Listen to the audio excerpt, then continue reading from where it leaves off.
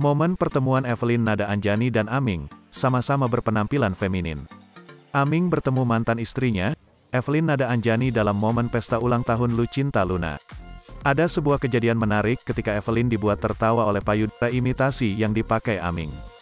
Dalam pertemuan itu, Aming tampil feminim dengan payudara imitasi yang hampir terlihat keseluruhan.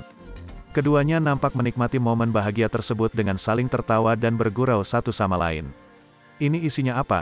tanya Evelyn Nada Anjani sembari tertawa, dikutip tribunnews.com, Sabtu, tanggal 18 Juni tahun 2022.